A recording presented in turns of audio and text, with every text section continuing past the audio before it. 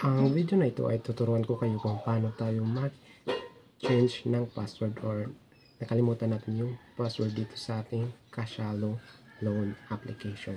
So open lang natin yung Cashalo loan application. Ito yung ating Cashalo app. So click na natin yung Cashalo.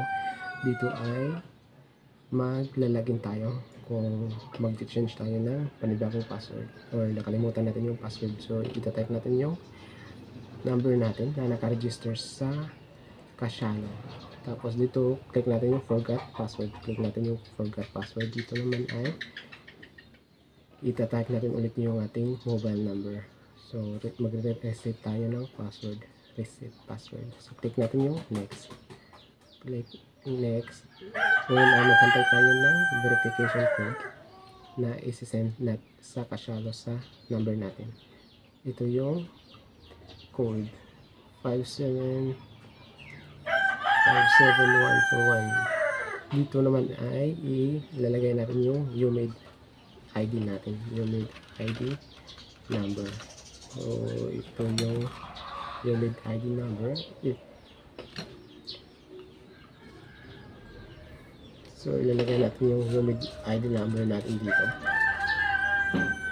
So ito yung UMAID ID number, yung SSID number natin. Tapos click natin yung next.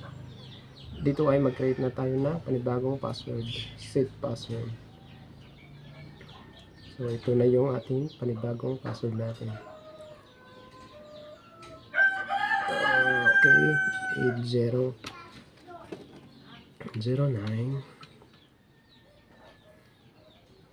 Ito na yung bagong password natin. Tapos dito naman ay i-confirm lang natin yung password natin. Confirm, tapos done. Click lang natin yung done. Tapos dito is i-type natin yung password na nabuo natin kanina o na-create natin kanina na password. So i-type lang natin dito. Login, click natin yung login. Ayun, so nakapasok na tayo sa ating Cashalo loan app. So accept lang natin. Ito na yung ating home dito sa ating Cashalo home. So refresh lang natin Cashalo, tapos ito yung me. Kapag me is ito yung ating profile mismo sa Cashalo. So ganun lang kasimple kung paano natin i-reset yung password dito sa Cashalo loan application.